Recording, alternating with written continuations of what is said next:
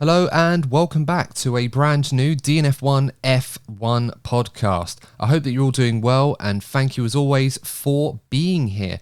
So you're joining me on the Chinese Grand Prix review. Now, of course, if you want to check out the sprint race review and qualifying review from yesterday and you haven't found out the results from today, then to avoid any spoilers, check that one out first. But of course, you can always centre back for the review of the Chinese Grand Prix. But no spoilers, of course, for anyone that thought we might get something different. Today, Max Verstappen dominating as always, winning the Chinese Grand Prix, his fourth win of the season in imperious form as always.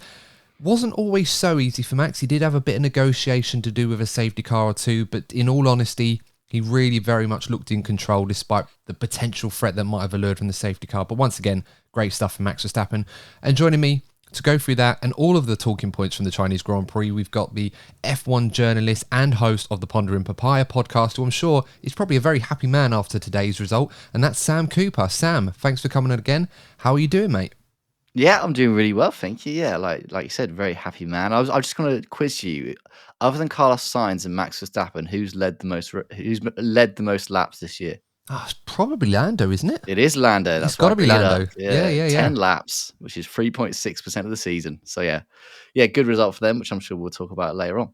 I'm sure there's a joke in there somewhere regarding those laps said, but for the life of me, I can't think of it. And this show is long enough sometimes at the best of times, so I probably won't spend too much time on that. But yeah, overall, Sam, I suppose first thing first, before we get into the discussion, Max Verstappen, as always, are we surprised at this point? I mean, I suppose the only shock is that he hasn't won all 5 races so far. Yeah, and the only thing that stopped that was his car literally being on fire, wasn't it? So that's the only thing that stops him this year. Yeah, I think there was even less surprise that he won this race because obviously, at least in the sprint, he wasn't starting on pole, but those early laps were just so dominant, weren't they? Like we saw Checo get overtaken by Alonso, and we thought, especially if you saw the sprint, because obviously Hamilton had a good run on Norris, so it showed that P2 could have an attack on P1 because they start on the inside, but Verstappen was just about a second clear after the first lap, and then he just built that gap over and over again. And even the virtual safety car, even the safety car, and then another safety car couldn't stop him. And I don't know how far down the track he finished, but it was a long way, wasn't it? It's just another dominant performance. So much so that there's not really much more you can say. And I think if anyone listened to the Sky broadcast, Rosberg was saying, well, what do I ask him? And that's an entirely fair point. Like, what do you ask a guy who's just won race after race? But yeah, thankfully, I mean, we were just chatting a bit before the podcast started about was it an interesting race? And I think we both sort of agreed that it was one of the more interesting ones, but not that P1 spot, which was, other than a few laps of Norris, was very much Verstappen's to take hold of, really.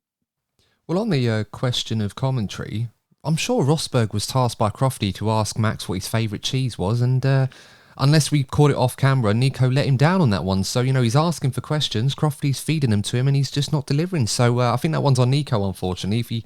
If the content's right there, you've got to make something out of nothing, I suppose. Yeah, I mean, Rosberg was never going to answer that, was he? Like, that was very much, yeah, sure. And then we just all knew that he wasn't going to do that. So yeah, I did enjoy the chemistry or lack of chemistry between those two during the race. I mean, Rosberg's obviously a very straight man.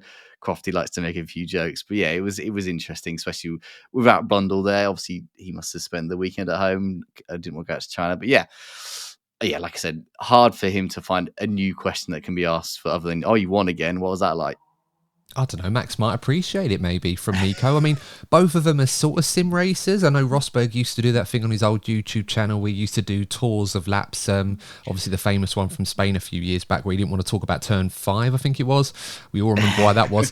But I totally get it. I mean, I love Rosberg's insight throughout the week, and it was, stellar as always, and what we come to expect from a former world champion that really knows the ins and outs of Formula One.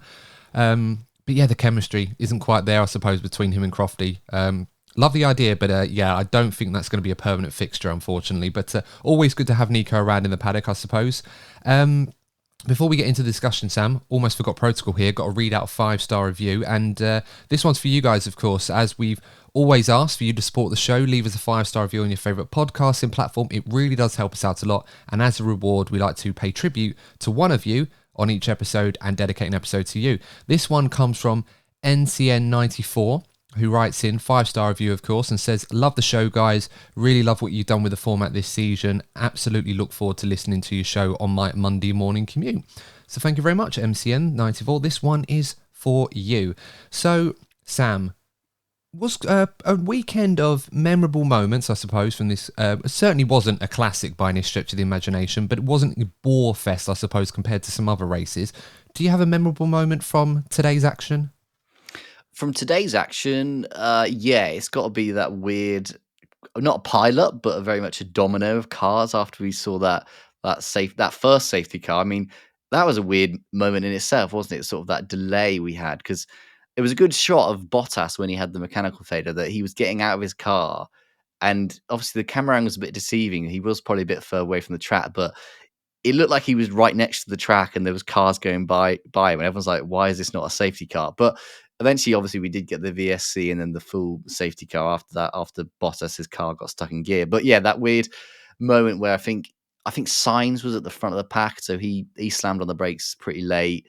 I think Alonso next also hit the brakes pretty hard. Piastri, Ricciardo, and then the one man who seemingly didn't slam on the brakes was Stroll, because obviously he goes straight into the back of Ricciardo. Ricciardo gets thrown up in the air, and then Ricciardo goes straight in the back of Piastri. So with one move, Stroll has ruined the race of, well, 3 drivers, including myself. So yeah, that's quite impressive to do that. And then, I mean, I'm sure we're going to get onto it, but the decision to give him just 2 penalty points seems a bit daft in comparison to Alonso or someone like that who had an incident earlier in the weekend and somehow got 3. So yeah, that was definitely.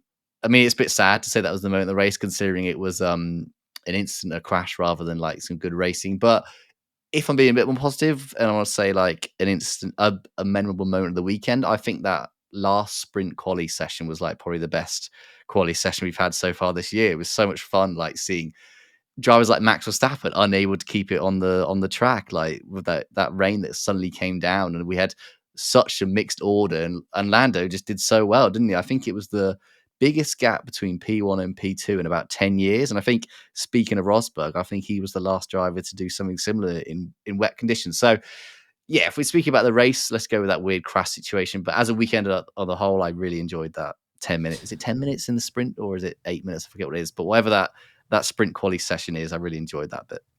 Yeah, 8 minutes doesn't really cut it. I get it's part of the sprint format, so it has to be shorter than what we normally get. But yeah, that was rather enjoyable watching all that chaos. And we had no idea who was going to be on pole. We thought it was going to be Lando, then we thought it was going to be Lewis, and then it was Lando again.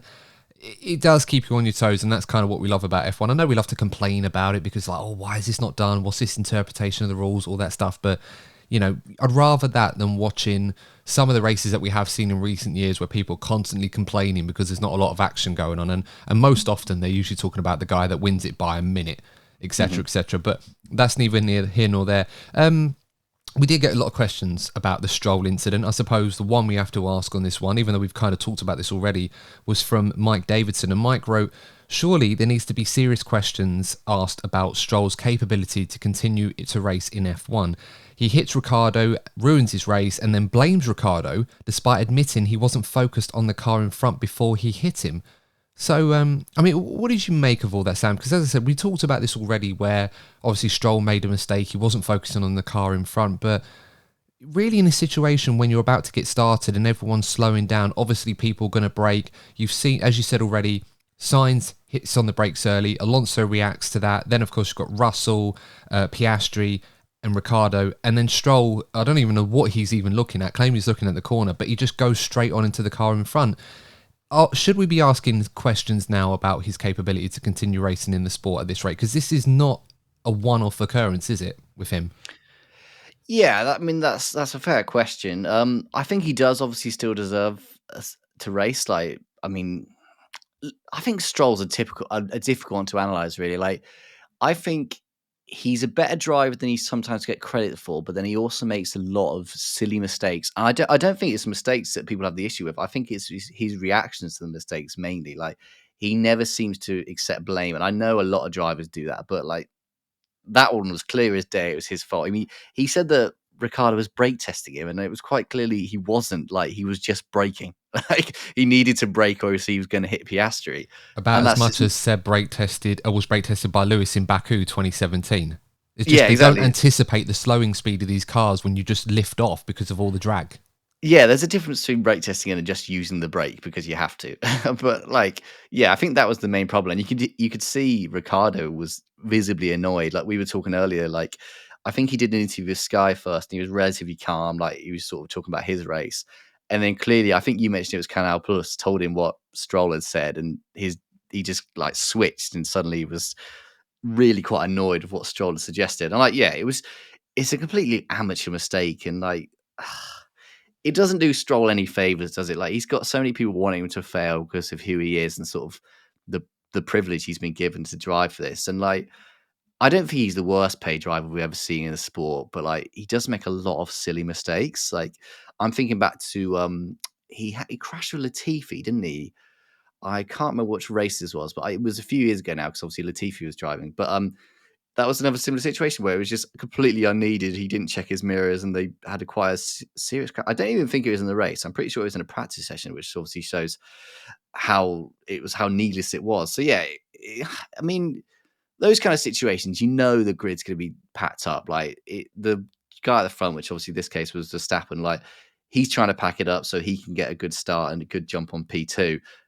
And I don't think it's good enough excuse to sort of say you were looking at the corner. Like the corner's not going to move. It's the driver in front of you that you probably should be taking more consideration of. And if you made this into like a real world example where like if you crash into the back of someone on the motorway, it's very hard to argue that you weren't at fault. I mean, I'm pretty sure any court in the country, whatever country you're in, will pretty much agree that whoever crashes into the back of someone, it's their fault. So yeah, I think it was a deserved penalty.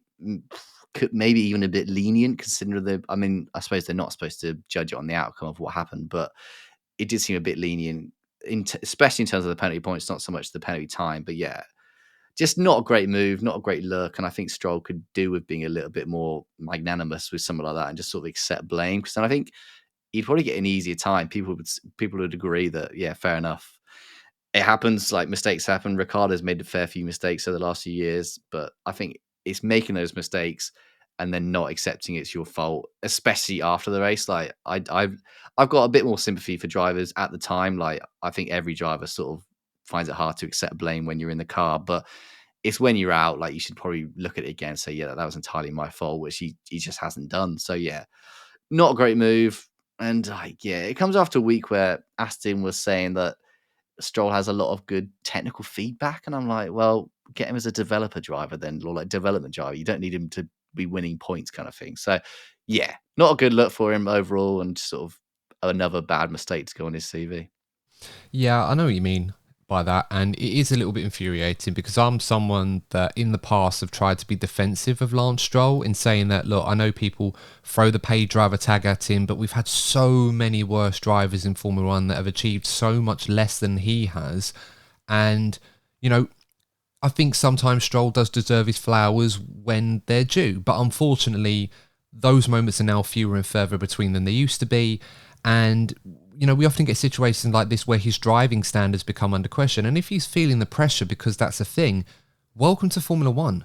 Because this is a driver that is in a very unique position that doesn't need to worry about his current seat situation because his father owns the team. So therefore that offers him a lot of luxury in terms of not having to drive for his next year contract, which a lot of drivers face on a regular basis, and they have to perform, otherwise they're out. And I often feel, and I'm sure a lot of people feel this way, that if it was anybody else on the grid that was driving exactly the same way he was, they wouldn't be driving for that team much longer, let alone be doing it year after year after year, to the point where if you're planning the future of that team, you're only really looking at one driver, and that's Fernando Alonso at the moment as to where a seat may be available. So I'm kind of at this point where a lot of people, I'm starting to lose a bit of patience as well, and I just don't think that you can get away with, a driver of his experience as well can get away with silly excuses like, oh, I was just looking at the corner on a safety car restart. I mean, why?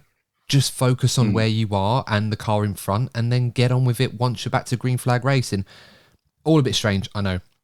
But let's talk about Ricardo though, since we have brought him up, and I got a really good question from Amanda Grayson. So thanks, Amanda, for the question on Ricardo. Incidentally, guys, if you do have questions that we want answered on the show for the reviews, just hit us up on our Twitter page at DNF1_official, and we read out the questions on the review show. So get those in obviously after the races. And Amanda wrote, did the change in the chassis for Ricardo this weekend prove that he was right all along regarding his poor form with RB up to date? He outperformed Tsunoda in every aspect this weekend. Surely that can't just be a coincidence. Yeah, I think that's entirely fair. Like, I think the chassis thing is quite interesting because RB, when they took it off, they said they couldn't find any problems, and yet we've seen Ricardo do better this weekend. Like, so I mean, it sort of becomes like Schrodinger's chassis, does it? Like, is there something wrong with the chassis, or is it just having like a mental refresh for Ricardo? And like, I mean, I've said this in another podcast that I think Ricardo, up there with like Perez, is probably the driver that's most affected by confidence or by like just momentum kind of thing, like the mental battle of it as well, and not just how you do on the track. So I think just having a refresh, sort of, he had a bad start to the year, wasn't all his fault. He had some problems, some mistakes, stuff like that. But I think just having like a clean slate, saying, okay, just put that into one side. Let's just go into a fresh mind, whatever kind of thing. Maybe the chassis was a problem. Maybe if you feel better blaming the chassis, that can give yourself some more confidence. And we did see that. Like, he was having a good weekend. He was ninth when he got shunted by Stroll. Like, he was on for a good point score. He was probably going to get his first points of the year. I think that's the story of Ricardo this season. Perhaps even since he came back last year, it's just been really bad luck, like, kind of thing. Like, he just has these issues where he maybe gets some momentum and it's taken away from him, like his crash in Zandvoort and stuff like that, where he breaks his hand, and like now where he has this incident, and now he's got a 3-place grid penalty for Miami. Like, he has a lot of these annoying moments that really disrupt his rhythm. But I think he can take some positives from the race, that he did look better. Obviously, he was ahead of Tsunoda, which hasn't happened a lot this season, and Tsunoda had quite a few issues this weekend before also being shunted off the grid. It was quite an annoying race for RB in that sense. But yeah, I think that chassis, whether it's actually had any physical changes to the car, or whether it's just entirely mentally for Ricardo, it's clearly done some positive. And I think if he keeps that mindset going to Miami, yes, he's going to have that grid penalty, but hopefully he can sort of recover from that. But yeah, I think it has been a good move by RB to sort of give him a fresh start and say, look, blame that chassis all you want. Like, let's just move on, sort of try and get some more consistent runner performances going together, which he looked like he was going to do until he got shunted at the back by Stroll. Yeah, you were right. They were very, very adamant at RB that the chassis was not the problem and they couldn't find out what was causing this issue. But Ricardo did say, look, it's too early in the season, put a new chassis on my car, and then if I'm still struggling, then you can say I'm washed or finished or whatever. And on the basis of this weekend, I think it's fair to say that the signs are good. Now, of course, there are a few caveats. First things first, it's a very small sample size. You know, we can't base one weekend's worth of good performances from Ricardo and say he's turned a corner or actually he was right all along. Tsunoda equally probably had a very tough weekend, and let's bear in mind as well, Tsunoda's never raced at Shanghai before this weekend. Ricardo's a former race winner at Shanghai, so Ricardo knows the circuit very, very well. You're always going to factor in the experience element as well to him. So, you know, there are a few indicators that suggest to me that we can't throw the baby out with the bathwater just yet. We have to wait and see how this develops over the next few races. If Ricciardo is on Tsunoda's pace or beating him again week in, week out like he was today, then yeah, sure, we can put it down to that and say, yeah, it's absolutely fine. So it's a good sign. I'm glad his performances were very, very good. I'm gutted, like yourself, Sam, that through no fault of his own, he was denied the opportunity to score points, which would have really been the cherry on top of that cake. Yeah, definitely. Like, yeah, I think I think it's also sort of a hurdle just to get those first points on the board and sort of start moving up.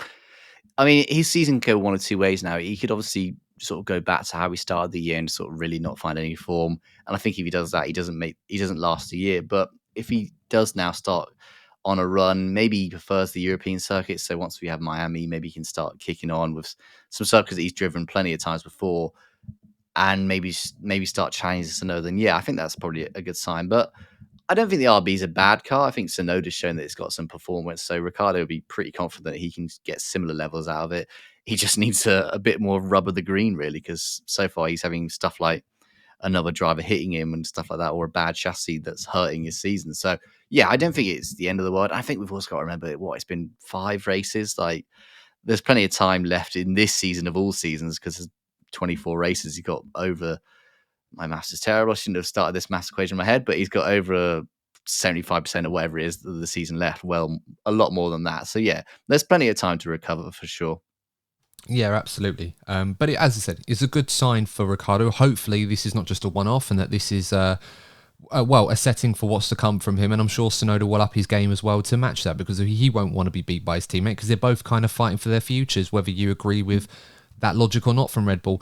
Let's move on to another team this weekend who I think definitely caught some headlines. And Sam, you'll appreciate this, but this is McLaren we're going to talk about now. And we got a very good question from Samantha F1, and Samantha writes, where are Lando Norris's flowers after a stunning race performance today? Everyone was quick to critique him for his mistake at the start of the sprint race, and then he goes and puts it together a stellar qualifying performance for P4 and then finishes P2 ahead of not only the Ferraris but Sergio Perez as well, quite comfortably as well. Where are Lando Norris's flowers, Sam?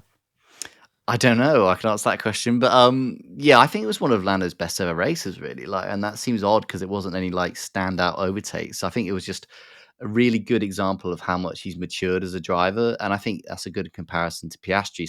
I'll touch on Piastri a little bit later, but Norris had a really good drive. He played it very smart. I want to compare Norris to Alonso because we saw Alonso at the start of the race absolutely burning through his tyres in a bid to sort of stay ahead of Perez. And even Will Joseph, who's Lando Norris's race engineer, came with the radio and said, Alonso is just tearing away his tyres. You just keep doing what you're doing and you'll reel him in, kind of thing.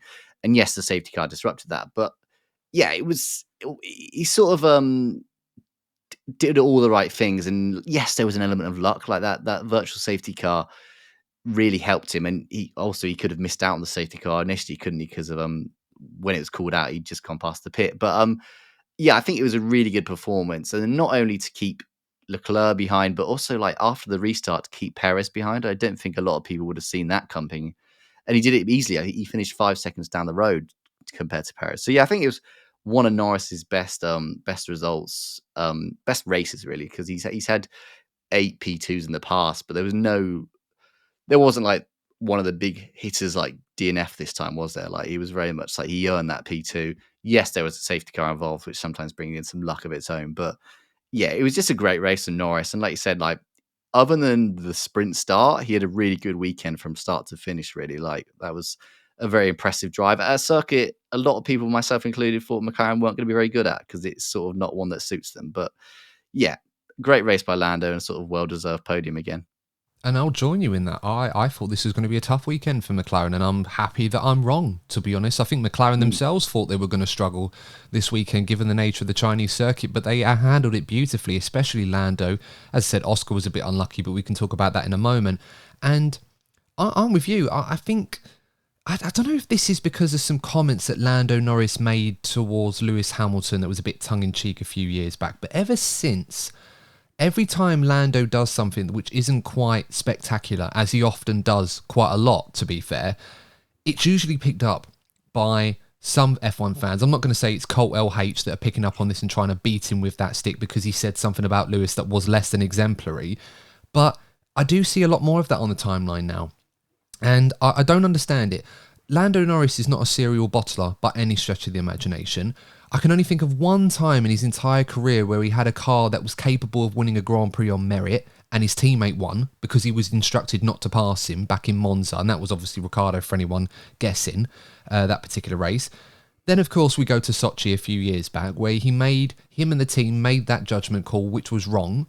But obviously, it sometimes in those moments it can be a call that makes the difference between winning and losing, and that's why Lewis won that race. And then we fast forward to yesterday, when he made that error in judgment, trying to hang it round the outside at turn 1. It didn't work out for him, but, that can happen to anybody. The best drivers have made mistakes like that, and Lando is certainly no exception. So, for me, I understand people are going to continue to throw this shade at Lando until he eventually wins a Grand Prix. But if we look at the stats, Sam, Lando Norris in the last 18 Grand Prix has finished second 7 times. He's getting to get sick of the sight of Max Verstappen at the moment because he seems to be the guy that's stopping him from winning a Grand Prix. Obviously, Sainz the one exception in Singapore last season. But it just proves that, Lando is not a driver that's about moments. He's a driver that's about consistency, being able to achieve what perhaps the team didn't even think was capable. I mean, we were watching the race today. I thought, like we saw in the sprint, that the Ferraris, and in particular Perez, or at least Leclerc at least, would be able to reel Lando in once the tyres were going on the McLaren. But not only did he make the tyres last, he was actually faster than those two, especially in that final stint. That was the most impressive part. And he made an error, lost a second, but then put it all back together, and he was nowhere to be found. They couldn't get anywhere near him. So for me, I can understand why some people may feel that Lando may not be the elite of the elite, but I tell you what, there is not one team on that grid that would not want Lando Norris driving their F1 car right now, because he is showing once again that when everything comes together and he's got the machinery underneath him, he is a very tough driver to beat. Oh yeah, definitely. And just while you were speaking, I had a quick look. So he's finished second 8 times, and only on 2 of those occasions have it not been Verstappen ahead of him. So that's such small margins that one driver has essentially stopped Lando from getting multiple wins. And I think, yeah, you're right. That win thing sort of does get held over him quite a lot. And I think that is quite harsh. I actually wrote a piece on this for Planet F1 that I just think it's not fair that a win can sort of be the gatekeeping between being a good driver and not being a good driver. Because if you look down the grid, like Esteban Ocon and Pierre Gasly have both won races, and they're good drivers, but I don't think you'll find anyone who says Lando Norris is worse driver than those two. So yeah, I don't think that's a fair thing to hit him with. And I think you said it. Something that's more impressive is consistency over a long series of races, whatever you want, a few seasons, whatever. And the fact that Lando's got that many podiums, whatever, in the last year or so is really impressive, and sort of shows how good he is and sort of how accomplished he is as a driver these days and how well he's doing. So yeah, I think he's doing everything right. I think like this win is going to come, and it's just the fact that he's he's racing in an era that's just so dominated by one car and one driver. And I think if it was any other era, he probably would have got another win by now. But I mean, I was looking back over the sort of other British champions, like people like Damon Hill and James Hunt and Nigel Mansell. They didn't win races for a long time, and then they go on to win a world championship. So I definitely think that's sort of in McLaren, in Norris's future. Like I think that win is going to happen at some point, without a doubt. Whether it's this season, next season, whatever, I think that does come from it at some point, and then I think he only kicks on from there. But yeah, for now, I think you've sort of got to appreciate just how good he is, really, because he is one of the best drivers on the grid. Like I think he's up there, probably with like Sainz and Verstappen at the moment. Sort of how well he's doing. Like he's definitely one of the top 5 drivers on the grid at the moment, and I think he deserves all the praise he gets, really. Yeah, absolutely. And he's proven to be one of the more reliable drivers as well. And ultimately, that's what you want, really. You don't want someone that's going to, one in every 50 races is going to be a showstopper. You want the guy that's going to be bringing in the big points week in, week out. And Lando's proven that he's been doing that for a while now. And I know that because, the numbers speak for themselves, and that's why all of the top teams are looking at Lando Norris, or at least Red Bull might be keeping tabs, and unless something crazy happens at McLaren, which I don't foresee, because that long-term contract has obviously put pay to that, and McLaren were very smart to get that done when they did, because that would have put a lot of pressure on them if they hadn't have done. So they know his value. As I said, I think sometimes it's a little bit petty when people just have digs at him when he makes a mistake. A lot better drivers have made more bigger mistakes. And for Lando, yeah, as I said already, I think he's probably getting tired of seeing races where Max Verstappen is the guy that finishes ahead of him, but when Max doesn't have a great race, which is very rare, or has a mechanical issue, unfortunately, Lando's never the guy that's first in line to take advantage of that. So it's got to come eventually. He's too good not to win a Grand Prix. Yeah, 100% agree. I think, yeah, if he hasn't won a Grand Prix in 10 years' time, something mad has happened, or he's just stopped racing. Because, yeah, it's a matter of time, really. Like, he just needs a little bit of luck to go his way. And like I said, Sochi was so close anyway. Like, that was literally one decision away from winning. So, yeah. And if he'd won that, like, we wouldn't be talking about this. So, yeah, another great drive from him, really. And, like, I think with the upgrades that McLaren have got in Miami to come in the next race, I think it's looking very positive for the team and very positive for Norris in particular. Yeah, absolutely. Quick one on Oscar Piastri. Not a bad weekend for Oscar. I think we kind of expected him to be a little bit off the pace compared to his teammate, considering he hasn't raced at Shanghai before, and Piastri's often done rather well when he's not had experience of certain circuits. Just look at Suzuka last year as a prime example of that. But yeah, he got caught up in that incident with Ricciardo obviously going into the back of him. Obviously not Ricciardo's fault because he was punted by Stroll. And it did put a sour note on his race, but to be fair, I think if Oscar Piastri was offered a P8, I think he probably would have taken it, in all honesty. Yeah, he did. He looked like a step behind Norris throughout the weekend, really, before this incident, really. And I think that's fair enough. Like you said, he's one of 4 drivers who was going into this track fresh. And I mean, one of those drivers was Joe, but obviously he's driven on it, not in F1, but in other competitions. So yeah, one of 3 essentially that have had completely new to this track. And that was sort of Oscar's MO for last year, wasn't it? Was getting used to all these circuits, and that's sort of why his season was even more impressive, because he did that and still managed to do really well. But I think, yeah, he was just a step behind a lot in this weekend overall, the sprint as well. And I think, yes, he qualified 5th compared to, might get this wrong, but yeah, he was close in qualifying, but the race itself was, Lando was a step ahead, and I think that's fair enough. And I think this circuit is it's quite unique in the challenges it poses, and it's quite harsh on tires. And I think it's something I said this year, that he's got a lot better at tire management, but I think that is a skill that takes drivers quite a while to learn. Like these cars can be quite hard to these tires, sorry, can be quite hard to keep alive. As I mentioned with Alonso earlier this race, that even he struggled at times. So yeah, I'm not surprised. And I think just that incident was sort of, that ruined any chance of trying to catch the Ferraris up ahead, or Russell as well. So yeah, I think a P8's absolutely fine. I think so yeah, I think you can't really have asked for more of that, even without the damage. Like, but added on to the damage to finish in the points is a great result, really. And like, just want to carry him forward. Really, I think he's like 6th or 7th in the driver standing. He's definitely up at that sort of position. So yeah, it's a good start to the year. He probably isn't overly pleased with this weekend, but I think he's done more than enough to not make it a bad weekend for sure. No, absolutely. And I think, yeah, you're right. He's P6 behind his teammate, which is exactly where McLaren would want him to be at this point in time. We got a question on Ferrari for this weekend from Mark Chambers, and obviously reflecting on Ferrari finishing P4 and P5. And Mark wrote, was this a bad weekend for Ferrari? This season so far, they've had a podium in every race except for this one today. They seem surprisingly off the pace, not only in qualifying but also the race. What are your thoughts, guys? I'll let you go first on this one, Sam, because I think I have a theory on this, but what do you reckon? Was it a bad weekend for Ferrari? Is that the right word? I think it was a surprising weekend. I don't think many people would have had McLaren quicker than Ferrari going even Lando Norris. I'm sure people caught this on the not radio. 35 seconds, was it? Yeah, he had a bet. What was it like? Slacking. Yeah, he was like, they had a bet of how far ahead Ferrari going to finish. So even McLaren were expecting Ferrari to be a bit quicker. I don't really know what happened, really, because obviously in the race they had that turn 1 incident where sort of the drivers got a little bit close and pushed each other off the track, and they slipped down a bit. So maybe that had a bit of a knock-on effect. But yeah, it just seemed a bit off the pace, really. I don't really know the reason why, like if there was an obvious reason behind it. I mean, I haven't seen a lot of the data yet and sort of the deep dives into that. But yeah, I wouldn't say bad, because obviously they got another good score of points. What was it? 4th and 5th. So that's obviously a good result, really. So like, yeah, it's not a bad weekend, but like, yeah, just probably lower than what we've seen from them so far this year. Well, I mean, across the weekend, when you tally everything up, only Red Bull outscored them. So, you know, based on that metric alone, it's not a bad weekend by any stretch. You'd say that was satisfactory. I don't think it was a great weekend for Ferrari. I think ultimately their lack of qualifying pace, which I think surprised people more so than anything else, was probably their downfall. I think they were quite honest about that.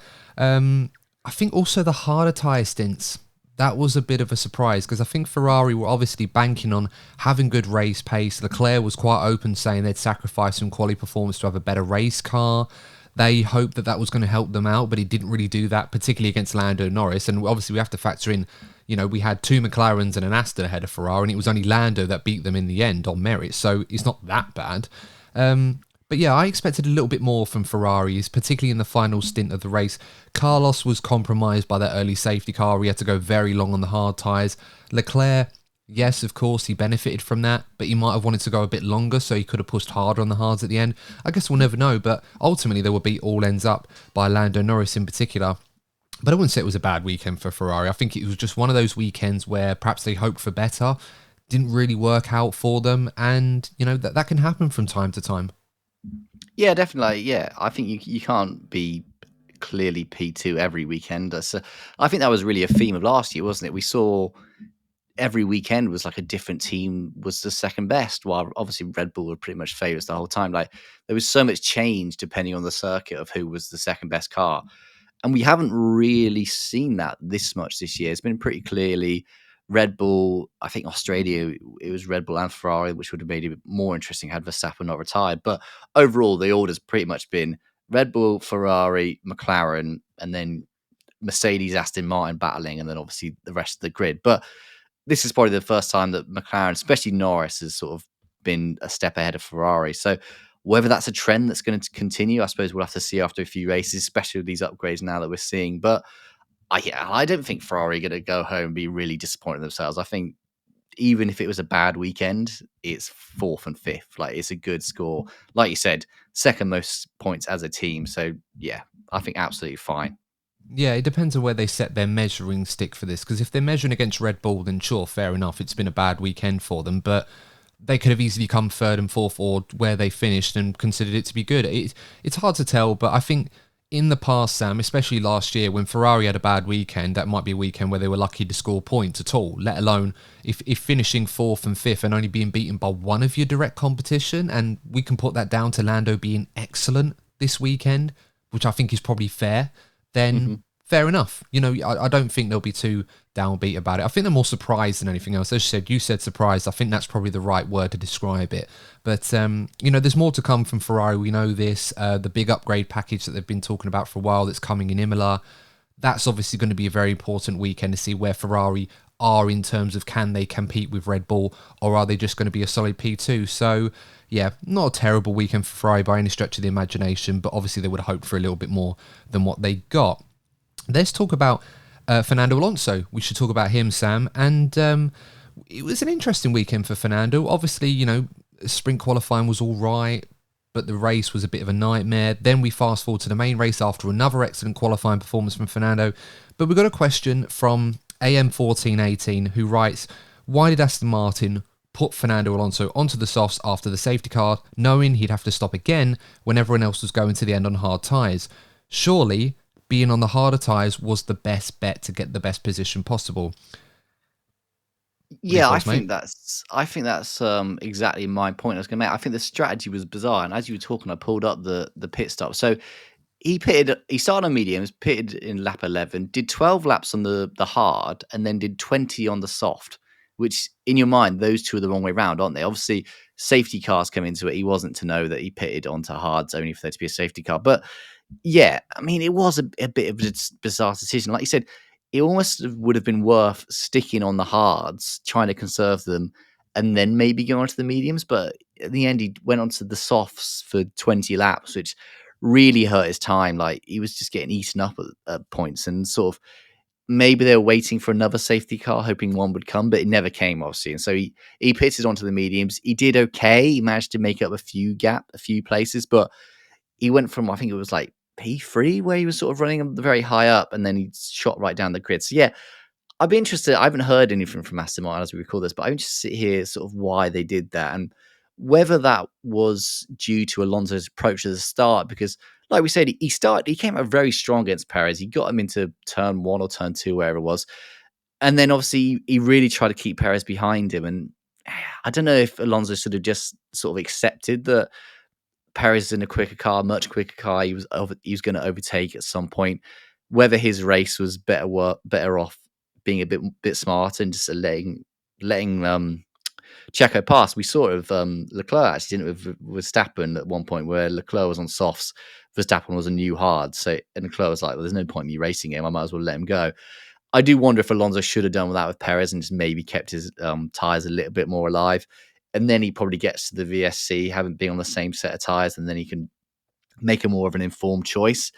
I think the fact they pitted him in lap 11 left them in a tricky situation. And I think Russell did actually this probably the strategy that Alonso should have done which was so Russell started on medium and then pitted for medium, but then when the safety car came, he went on to hard. So whether that would have been a bit more useful for Alonso, we don't know. But yeah, I just think the strategy was a bit off for them, really, and I think it sort of really disrupted his rhythm, really. And obviously Stroll I'm just looking at Stroll's now. He had even more weird strategy because obviously he had the incident. So he started on softs, pitted lap 9, did 12 laps on the medium, 5 laps on the hard, 9 laps on the medium, and then 21 laps on the hard. So yeah, odd day for Aston Martin's strategy and a very busy day for their pit team. How many stops is that? Like, that's probably more than a lot of teams combined. So yeah, not a great race. Good, more points scored by Alonso, obviously, but as we mentioned with Stroll, he had his issues. But yeah, I don't know how much blame you can give to Alonso, really, other than maybe being a bit too attacking to begin with, and sort of maybe not playing the long game. But yeah, overall, I think just the strategy was a bit odd. They got a bit caught out by the safety car and just made some weird decisions to go onto that soft.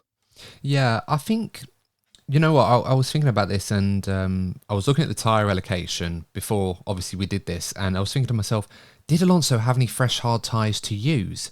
And he didn't, because he'd already used them up in the second stint. Now, that's not to dispute your point. I'm actually going to add to that, because I think this is really relevant, because a lot of people, including the broadcast on Sky F1, and I'm sure if anyone else was watching different feeds, it may have been a similar story, but a lot of talk was, why did Aston Martin put Alonso on softs and not put him on the hards like everybody else? And the simple answer was because they didn't have any fresh hards to use. Now, obviously, that's not saying, oh, well, you know, that's a bit silly from Aston Martin. The silly point is putting them on the hards in the second stint, because Aston Martin this season, Sam, as you well know, obviously they're not trying to play the long game like Mercedes have tried to do, and obviously it hasn't worked out for them. We saw that in Japan when they were trying to play the long game like they did with Russell and Hamilton. They abandoned that because they realised we're not quick enough, it's not going to work, like what Leclerc was doing. And Aston Martin have gone the opposite way. They've been very aggressive on strategy. They've wanted Alonso to push and really try and make things happen. And to be fair, more often than not, he actually gets some decent results out of it. He did it in Jeddah, worked out brilliantly for them. He's done it a few times this season. Today probably wasn't that day for it. And I think upon reflection, I think Aston will probably say, do you know what? Maybe we should have just stuck to type, left Fernando on the mediums like everyone else was doing, and then chuck on the hards to go to the end. That being said, of course, he comes 7th. He recovered it pretty well. And I'll be honest with you, Sam, if someone had said to me, where do I think Fernando would have finished if it had been on the same strategy as everyone else? Probably where he ended up finishing anyway. Or at the very least, he'd have been fighting George Russell for P6, at the very least. So with the fastest lap as well, that he only really lost 1 point in the best case scenario. So it wasn't that bad. But I do think Aston Martin probably gave themselves a bit of an own goal by that early safety car, because they put Fernando on the more aggressive strategy with the hard tyres in the middle stint rather than waiting like everybody else did. Yeah, maybe that feeds into it. Maybe they realise that they're not one of the top 3 quickest cars, and they think if they want to get or challenge for a podium or the top 5 at least, they have to do something different. And sometimes that works and sometimes that doesn't. Like we saw last week or 2 weeks ago, in Suzuka, with obviously Charles Leclerc doing something different and going on a one stop, and that had good benefits for him. So I think sometimes these teams that realize they're not the quickest, yeah, they may go for a different strategy, and sometimes it just doesn't work. Like, you can't get every decision spot on.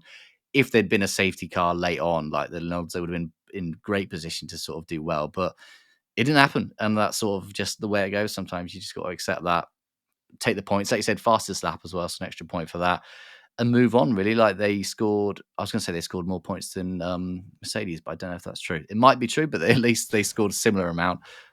I'm trying to think the sprint race where Hamilton got P2 may have given Mercedes the edge. Because I was thinking about this too, like, did they? And I thought, oh no, wait, Lewis comes second in the sprint. Yeah, so that's 7 points, whereas Fernando didn't score any, and neither did Stroll. Yeah. Did Stroll get a point?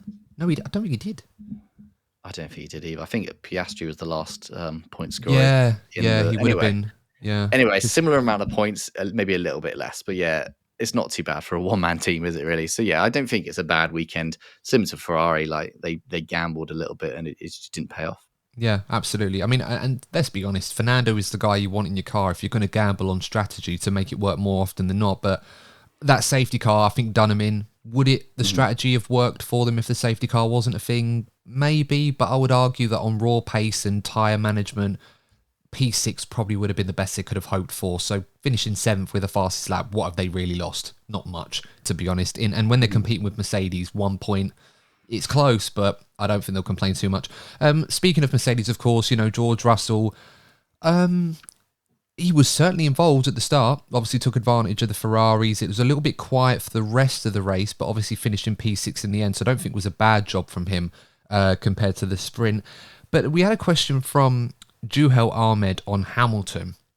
And Juhel wrote, do you think Mercedes are intentionally using Hamilton as the setup guinea pig for their experiments instead of Russell now that Hamilton is going to Ferrari? It seems that Hamilton's races are being compromised by these setup changes, whereas Russell's seem to be rather more consistent. I don't really know, to be honest. I know people talk a lot about these setup experiments, and it seems to be Lewis, but I don't think it's because Lewis is going to Ferrari that Mercedes are throwing caution to the wind. I think it's just because they learn a lot more from Hamilton doing these things than Russell. It's not a new thing. Hamilton's done this a lot since him and Russell have been teammates, so it's not a new thing. Yeah, I think it's. I think I sort of disagree with that. I think the drivers tend to lead the setup choices, don't they? Like, or else Mercedes would go with the one they know that works for Russell. So I Well, you'd think it's think more. Lewis would, surely. Yeah, Like, I he'd have think that influence of I don't think anybody. Hamilton would accept being a guinea pig, especially for a team he's not going to be at next year. Like, why would you do that? Like, I think you'd very much, if that was the case, you'd hear something about it in the media, wouldn't you? You'd definitely say that they're putting me on this setup he doesn't like. But I mean, I don't know about this whole setup thing because at the moment, like Hamilton says one thing, saying, "Oh, the setups are wildly different," and then Russell come out and said they're not that different. So I don't know if it's just Hamilton. I mean, it's pretty clear Hamilton doesn't like the car. Like that's you don't have to be a mind reader to work that out. But I don't know how big a difference there really is between his and Russell's car, and whether Russell's just getting more out of it for whatever reason, whether it's motivation, whether it's the car setup and being a little bit more favourable towards Russell. But yeah, I think Hamilton had a really weird race. Like, I don't know about you, but like for a long time he was like 18th, 17th, and then suddenly look up and he's 10th, and you're like, well, how's that happened? Like, how has he got up there? And obviously that's a Would few you see the retirements. graphic, didn't you, for Drive for the Day? And Lewis popped up as second behind Lando, and I'm like, really? I say, Yeah, like, Lewis has got this amazing ability, even when he's having a bad day behind the wheel. And I would say that this was not a good day behind the wheel for Lewis Hamilton. I mean, we saw the radio messages. I mean, I think they deliberately broadcast more of Lewis's just to show how much he complains when everybody's complaining about certain things. But for some reason with Lewis, it's more viral when he does it. Make of that any way you want. But yeah, for me, I saw that graphic and I thought, Lewis has got this amazing ability to get himself into a position where something crazy happens, but he benefits from it more often than not. And that is a skill. That's not just luck. I mean, there is an element of luck to it, but there is a skill to putting yourself in that position. But I wouldn't say today was a day where someone goes, oh, he started 18th, he finished 9th, GOAT drive. I'm like, no, absolutely not. I just think that was more circumstantial when he benefited from it and he did well. But no, he did not have a good day by any stretch. No, yeah, I think you're right. Like there was a lot of favourable things for him, such as two quicker drivers, probably being Sonoda and Ricciardo retiring in front of him. Piastri having air damage. I know he didn't overtake Piastri, so that's probably maybe that's not a little bit fair. But yeah, I think honestly don't know how he did it. I don't know what point he went from that to jumping up the grid. But like you said, like if you listen to his radio messages early on, like he was clearly not happy, and it's not the first time we've heard Hamilton be that annoyed this year. Like, I mean, I don't know what tensions are like within the team. Like they don't really say much to the media about that, but like it can't be going well, can it? Like having a car which Hamilton clearly hates. Like there's no surprise. There's nothing behind that. We all know he hates his car. He's hated the car for a good few years. Like I think the only time he looked reasonably happy was after a sprint quality, and obviously that came with the massive caveat that it was raining, so it was a bit of a not random, but a lot less car based than that. But yeah, I think it's still his worst start to the season. I could be wrong, and that might have changed after this weekend. But yeah, it's not been a great start, has it? And I think the longer that goes on, the more he's going to start sort of wishing he was in a Ferrari more and more. Like, yeah, I think it's just sort of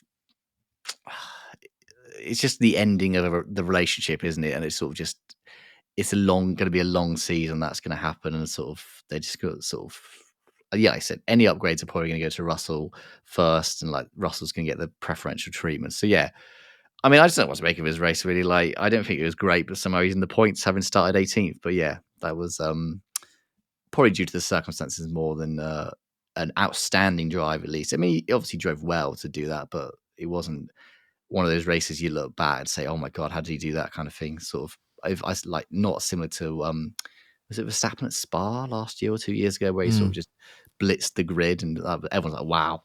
But yeah, Yeah, it's not a I hate don't in the know. Louvre, is it? Yeah, Nothing I like don't that. know. But Yeah, no, it, it's an interesting one because I mean, I look at that question and I think to myself, I've seen it a lot, and it's not a new thing in Mercedes ground effect era with Lewis Hamilton. There's always been complaints about this isn't going right for me, but George seems to get the benefit. Not suggesting that they're favouring George here, although they definitely will be more so as this season goes on if they're not already, knowing what we all know.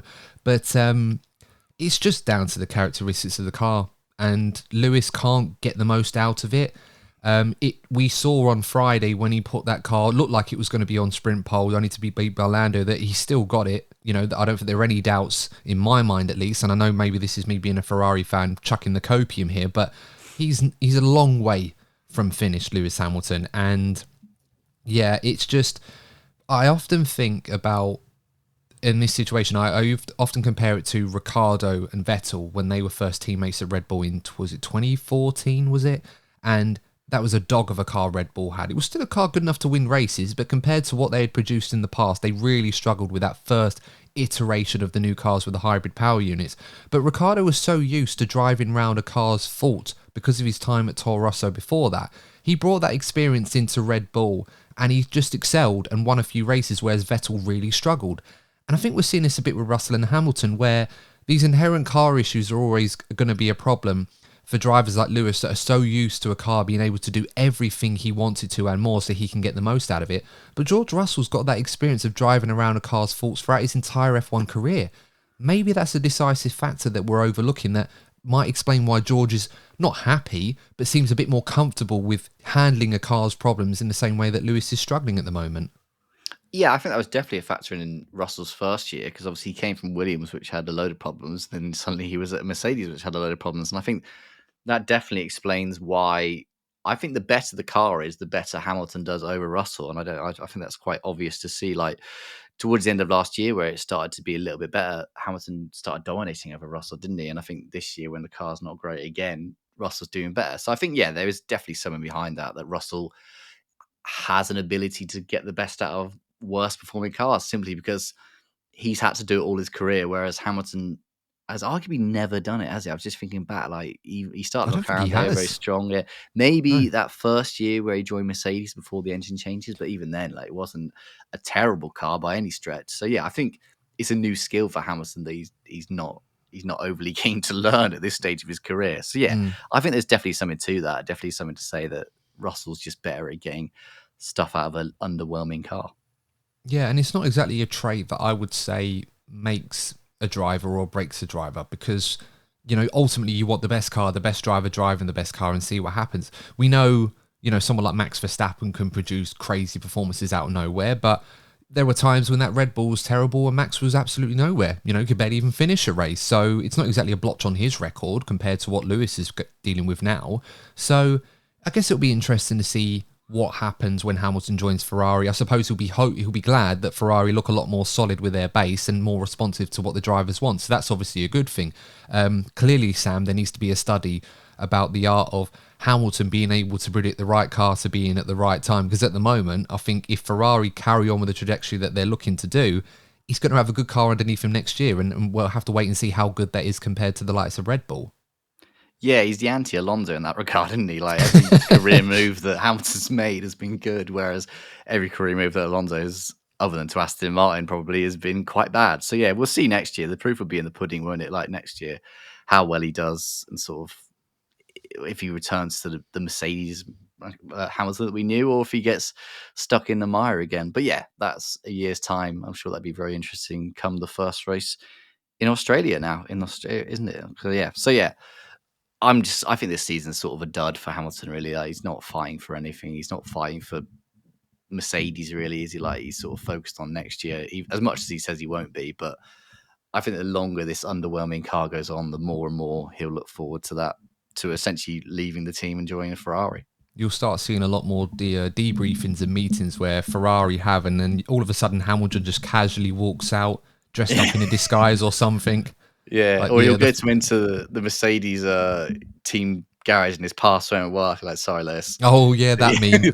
you're not allowed in here You know, anymore. Out you go. Like, it's over. We're talking yeah. about next year. Goodbye. No, absolutely. Yeah, no, it's fun to see. We did get an interesting question this weekend on Hulkenberg, actually. And we got it from Christoph Meltzer, and Christoph writes, do you think that Hulkenberg might attract interest from a few other midfield teams for a drive next season?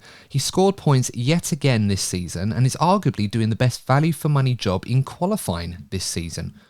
What do you make of Hulkenberg, Sam? Is that a good question on him? Yeah, I think Hulkenberg's a great driver, and I think everyone seems to accept that he's going to Audi, isn't it? That seems to be the most natural conclusion. Like, obviously, there's another season before Audi arrive in the sport, but I think you'd want to get a driver in next year. Obviously, both Sauber drivers are currently out of contract at the end of this year. I don't think either of them have done enough to really say they warrant another year. I think Bottas has looked past his best for a good few years. Joe, I think, has looked a little bit better this year, but I don't think he's.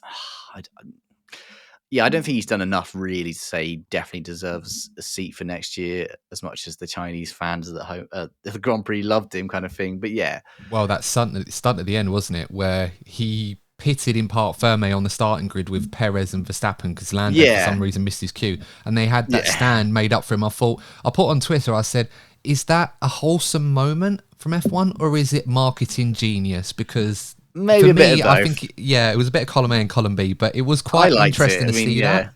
Joe seems like such a nice guy, and like obviously we don't hear a lot about Chinese fans sort of supporting him because obviously very different part of the world from where we are, kind of thing. So yeah, it was nice to see that. My also one of the funny bits was, I think Crofty said, "Oh, I wonder if this was an impromptu moment." I'm like, "There's literally a board been made up with his name on it. Like, this is the opposite of impromptu. This is so planned." Yeah, I mean, F1 are quick at getting things done, but I don't think even they're that quick. I was like, I don't think so, Crofty. I'm pretty sure they planned this. Yeah, I think anyway. Oscar Piastri's asking where's his one from when he did the Australian Grand Prix last year. Do that for but that's every, what I mean. That's why I asked. race. Is it a marketing thing? Because they have tried to get into the Chinese market. They needed a Chinese driver. They've got one, but because of the pandemic, they've not been able to exploit that until now. So, there it is. It's 3 years in the wait in this stand. So maybe that's what it was. It wasn't impromptu at all. Yeah, they just blew off the dust of it. I appreciate this completely off-piste from, I forget the gentleman's name, but whoever asked the question to begin with about Hulkenberg. Oh, it was Christoph Meltzer. Christoph, yeah. I'm so sorry that we've gone away from asking Hulkenberg. So back to Hulkenberg. Yeah, I think he's doing great. I think he's a really good driver. And I think we saw that last year, that his quali was so good, wasn't it? Like, the amount of times he got to Q3. Also, at the amount of times he got to Q3 and Magnussen went out in Q1. So it really showed how much he was getting out of the car. And obviously, the Haas last year had the problems where it pretty much couldn't last more than 10 laps of its tyres being on fire. So this year, the Haas car is a lot better, and I think Hulkenberg's getting rewarded for that. But I think there's no doubt that if you put him in a better car, he would do better. Like, he's not going to get a place in the top teams, is he? Like, I think his age, unfortunately, sort of is against him on that regard. And I think there's better options out there, such as like Sainz is obviously the leading candidate. But I think he makes perfect sense for Audi because it depends what strategy Audi want to go down. I mean, Sainz and Hulkenberg are the two drivers they've been massively linked to, but you can see why Hulkenberg is a good option for them. He's a good driver. He's very experienced. He knows what he's doing. Also, he's got that German factor, which people say is not a big issue, but I think it does help. I think a lot of teams like to have their home driver, as it were, their home person on the team. So yeah, I think that makes sense. I think he'll definitely go to Sauber next year. I'd be really surprised if he didn't. I think he'll definitely be in Formula One in some way or another. I think if he doesn't go to Sauber, maybe another year at Haas. But yeah, I think he's definitely deserved that. And I think it's quite harsh because he's only probably like 4 or 5, maybe 4 points ahead of Magnussen. But his performance has been much, much more than that, haven't they? And it's just, that's how fine margins they are, that low down in the grid, isn't it? Like, Verstappen could finish 1 place ahead of Perez and he could be about 50 points ahead. Magnussen could finish Hulkenberg could finish 1 place ahead of Magnussen. It'd be about 5 points. That's just the sort of what points are on offer that low down the grid. But yeah, Hulkenberg's been really good for over a year now. And I think he's definitely on the radar of a lot of teams sort of in that mid range. But I think the Audi/Sauber link is definitely the most credible of those. Yeah, no, I agree with you. At the last 4 races, the stats speak for themselves. I mean, Hulkenberg, P10 in Jeddah, well, although Magnussen had a big assist on that one, P9 in Melbourne, P11 in Suzuka, obviously no points for that one, and P10 in Shanghai. So the consistency is there for Hulkenberg. Last season we were touting him as a driver that was a quali specialist, but, flopped in the race. And obviously that was more down to the inherent issues with the Haas car rather than what Hulkenberg was doing. But this year, the Haas is a lot more solid, but it still needs the driver to pull out those performances and get those results. And we've waxed lyrical about Tsunoda this season, but Hulkenberg is doing equally as good a job as what Tsunoda, if perhaps not more so, because of how good he's been in qualifying. So, I agree, and I understand why Audi are looking at Hulkenberg. I don't think this is just a case of, we need a German driver in this car to get the national pride around it. Germany don't have a lot of things to celebrate about motorsport at the moment. This is probably the one thing at the moment they've got before Audi come into F1. And if you're Audi, you're looking at a long-term deal for a marquee driver like Carlos Sainz. That's obviously their plan A. But when you're looking at who's going to deputise alongside him, then you want a driver that's going to be quick, someone that's going to be reliable, someone that's going to buy into this project, at least for the short to medium term, and they're going to get results week in, week out. Hulkenberg is very much looking more and more that guy in that number 2 seat at Audi than arguably most of the other candidates available to them. So, give him his flowers. He's deserving them right now. Yeah, he's a safe pair of hands, isn't he? That's sort of a good way to describe him. Like he's gonna, you know what you're gonna get from him, and sort of why wouldn't you go for him if you're Audi? Like you're not going to be able to attract the very best talent in that early on. Like drivers like Verstappen and that aren't going to go to a relatively unknown, and I think you wouldn't really even get someone like Sainz if he wasn't out of contract, kind of thing. So yeah, I think Hulkenberg is a great option. Sort of definitely, it would probably be his last team in F1. Let's be honest, he's not one of the younger drivers, but I think he fully deserves a seat in a car that can drive and that can race well, and hopefully that'll be Audi in a few years' time. Yeah, we got one more question on the stewarding, but I just wanted to quickly chuck in Alpine because we haven't talked about them that much this season at all, and I think we should mention them. Obviously, Ocon had an upgraded car this weekend. Gasly was still running the old spec because they didn't have enough parts to put a new floor in his car. But I think, judging on what they've achieved this weekend, and Ocon very nearly getting in the points himself, I think that's a good sign that Alpine are slowly but surely bringing this car back into where they feel they should be. At least they're not straggling dead last and half a minute off the field like we feared they might. Yeah, definitely. I think other than trying to kill one of their own mechanics with a loose wheel, like it was a good weekend. God, yeah. Thankfully they're okay. Yeah, they got fined 10k for that, so it's an expensive mistake. But yeah, clearly that Ocon improvement has worked. Ocon upgrade, has improved the car. Like you said, he was very close to getting to the points. I think it's the first time this year that both drivers got out of Q1. I think it's the first time this year that Gasly's got out of Q1. So there's definitely improvements. Obviously, this car is still so far away from where they want to be. Like I said it on my podcast, actually, that a few years ago, it was McLaren and Alpine battling for a P4, and those two teams have gone in such different directions in terms of their trajectories. And now we're seeing Alpine really scraping the bottom of the barrel. And I think it's good that they rushed through this upgrade to get Ocon the better floor. I do wonder why they gave it to Ocon, but I guess he's been there for longer, kind of thing. I think Gasly's the more likely to get points out of it, but I suppose Ocon has also done better this year so far. Anyway, as long as they can get Gasly the upgrade as well in reasonable quality time, it'd be good if they have it in Miami in 3 weeks time. I forget it. I think it's 3 weeks time now, isn't it? But yeah, there's a bit of a break now between now and the next race, so they should be able to get both upgrades for that. Obviously, the car still needs a lot more work because even if they upgrade it now, there's going to be other teams that are doing similar on their car. So yeah, it's a step in the right direction, but I still think they're quite far behind everyone else, aren't they, in terms of where they'd like to be? Like, if you look at every other engine manufacturer, they are so far behind, kind of thing. So yeah, that's quite negative. I do appreciate, like, we were trying to be a little bit positive, and I've just been pissed all over their parade. But a good weekend, bad season. You are right, though. Season. You are right, though, Sam, because they've brought a big upgrade package already, whereas we're expecting others to do likewise in future races coming up. So it's all relative. They're not the only one that bring in upgrades. It's like I see so many people talking about, Ferrari going to bring this, Ferrari going to bring that. I'm like, yeah, but so are Red Bull, so are McLaren, so are Aston. Unless Ferrari brings something that's absolutely crazy, the status quo will most likely remain. You're just literally upgrading to maintain your position rather than make gains. But there are certainly gains for Alpine to make. So hopefully this isn't just, short term and they're starting to make their way up the field. Final question that we got from Chris Daly. And Chris writes, love the show, guys. Thank you very much, Chris. What are your thoughts on the stewards this weekend? They seem surprisingly strict with some of the penalties that they issued to Alonso and to Ricciardo and Sargent as well. What are your thoughts? Were the stewards very harsh this weekend? I think they were, Sam, to be fair. More I so than think yes usual. I think yes and no. I think you have to take a merit like each instant by instant. Like I think Stroll obviously fair enough, but then I think the penalty points are too low. I think 2 points, which is one less for what Alonso got, was weird. I don't know why that happened. Magnussen, I think he also got 2 points. He could have got 3. I'm not sure. That's obviously fair enough. And then I think the Logan Sargent one was harsh. Like that seemed like he was very close to the line. Granted, they probably had to do that because it's sort of the rules. I must admit, I never saw the Ricardo Hulkenberg incident, but I know he's been given that penalty. Like I don't know what for. That never came up on the broadcast, but yeah, I think mixed bag. Really. I think it was a weird weekend for the stewards. Like, I mean, if we sort of go back to that sprint quali, like that whole deleted lap and reinstated lap thing is very odd, and I think I don't have a problem that Lando's lap.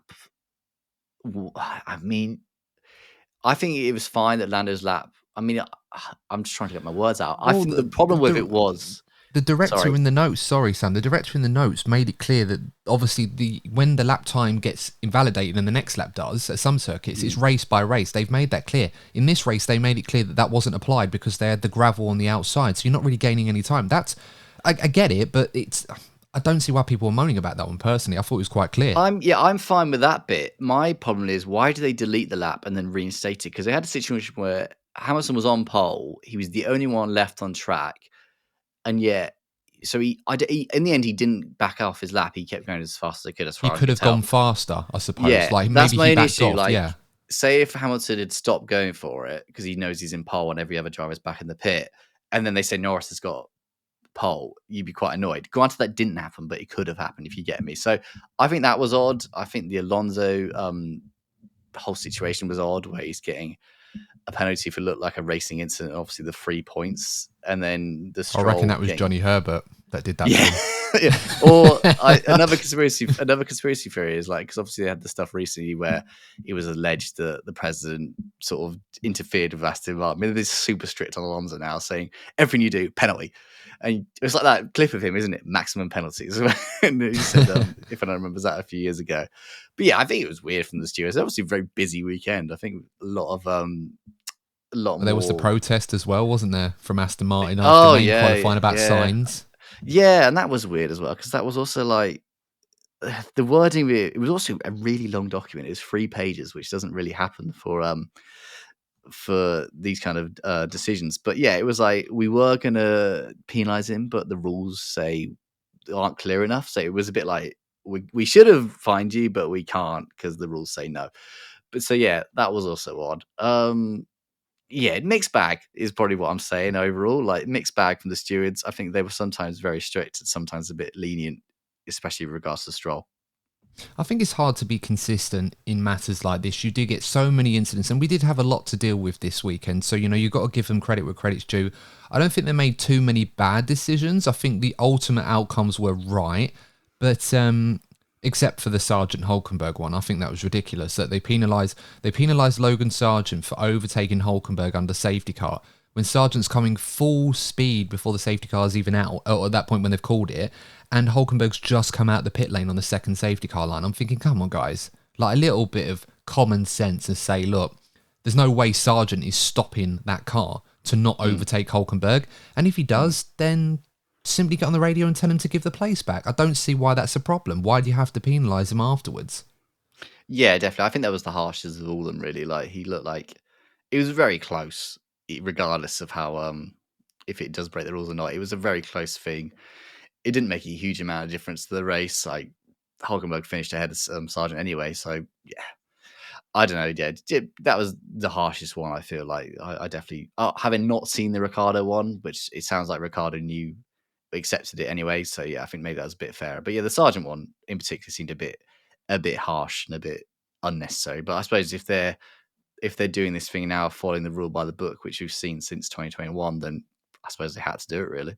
Yeah, pretty much. And again, it could have been another situation where they could have told Ricciardo on the radio to let Hulkenberg back through, because he obviously thought he could have passed him back to regain a position he'd lost unfairly.